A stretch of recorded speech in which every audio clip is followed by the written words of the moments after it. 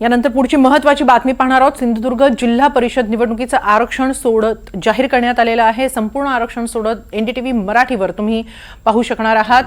Sindhudurg ZP निवडणुकीची आरक्षण सोडत जाहीर झालेली आहे।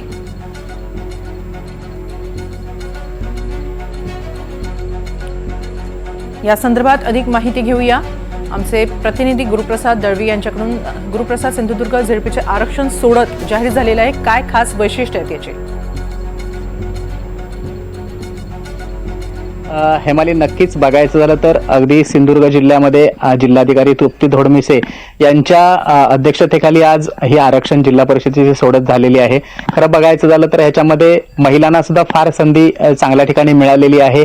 काही ठिकाणी असे दिग्गज नेते आहेत, त्यांना सुद्धा कुठेतरी मुकावं लागलंय, अशी परिस्थिती आज निर्माण झाली। परंतु सिंधुदुर्ग जिल्ह्यामध्ये पाहिलं तर एकंदरीत एका साईडला कुडाळ मालवण मतदारसंघाचे आमदार आहेत निलेश राणे, कॅबिनेट मंत्री पालकमंत्री आहेत नितेश राणे, आणि खासदार जे आहेत ते नारायण राणे आहेत। त्यामुळे कुठेतरी राणे पॅटर्न जो आहे तो सिंधुदुर्गामध्ये चालतो। त्यामुळे नक्कीच एकंदरीत बघायचं झालं तर यावेळी सुद्धा राणे पॅटर्न मात्र सिंधुदुर्गात चालेल, अशी एकंदरीत परिस्थिती आजच्या स्थितीला दिसते। हेमाली, नक्की धन्यवाद गुरुप्रसाद, आपण दिलेल्या या सविस्तर माहितीबद्दल। तर रत्नागिरीमध्ये सुद्धा जिल्हा परिषद निवडणुकीचं आरक्षण सोडत जाहीर करण्यात आलेलं आहे। संपूर्ण आरक्षण सोडत एनडीटीव्ही मराठीवर तुम्ही पाहणार आहात। याबाबतची अधिक माहिती घेऊया आमचे प्रतिनिधी राकेश गुडेकर। राकेश, काय अधिक माहिती?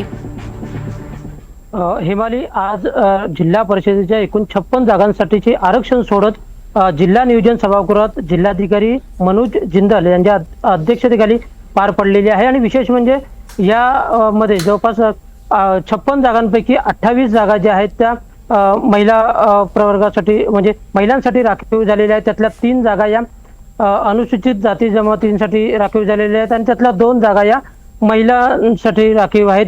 त्याचप्रमाणे एकूण 15 जागा या नागरिकांचा मागास प्रवर्ग म्हणजे ओबीसी साठी राखीव झालेल्या आहेत आणि त्यातील 8 जागा या महिलांसाठी राखीव झालेल्या आहेत। तर इतर ज्या जागा आहेत त्या सर्वसाधारण गटासाठी आहेत आणि त्यामध्ये देखील काही जागा या महिलांसाठी आरक्षित झालेल्या आहेत। आणि विशेष म्हणजे यावेळी गेल्या वेळेचे जे 3 सभापती होते त्यामध्ये महेश उर्फ बाबू महाप असतील, त्याचप्रमाणे विनोद झगडे आहेत, त्याचप्रमाणे आपण जर पाहायला गेलं तर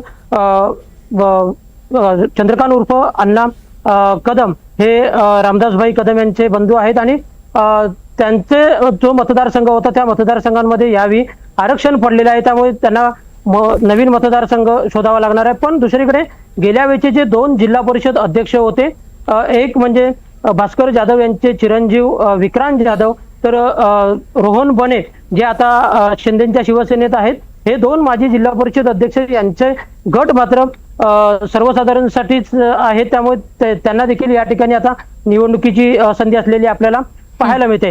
पण हे मध्ये आपण गेल्या वेळेचा जर विचार केला तर गेल्या वेळी एकूण 55 जागा होत्या आणि या 55 पैकी जवळपास 39 जागा या त्यावेळेच्या शिवसेनेने म्हणजे अखंड शिवसेनेने जिंकलेल्या होत्या आणि 16 जागा या राष्ट्रवादीने जिंकलेल्या होत्या।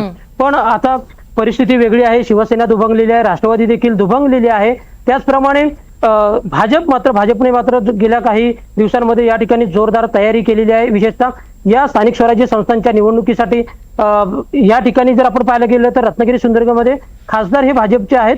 तर रत्नागिरी जिल्ह्यात एकूण 5 आमदारांपैकी जवळपास 3 आमदार म्हणजे आमदार जे आहेत ते भाजपचा एकही नसला तरी शिवसेनेचे आमदार आहेत। त्यामुळे या ठिकाणी आता सध्या जर आपण पाहायला गेलं तर शिवसेनेकडे मोठ्या संख्येने म्हणजे शिंदेच्या शिवसेनेकडे गेल्या वेळेचे सदस्य जे आहेत ते मोठ्या संख्येने असलेले पाहायला मिळतात। त्याचप्रमाणे राष्ट्रवादी म्हणजे अजित पवार राष्ट्रवादीकडे देखील काही सदस्य आहेत ते असलेले पाहायला मिळतात। त्यामुळे या ठिकाणी युती किंवा महाविकास आघाडीमध्ये जागांचं वाटप कसं ठरतं हे पाहणं महत्वाचं ठरणार आहे। कारण आता यावेळी गेल्या वेळेच्या जिल्हा परिषद निवडणुकीमध्ये भाजपला रत्नागिरी जिल्हा परिषदेमध्ये एकही जागा मिळालेली नव्हती।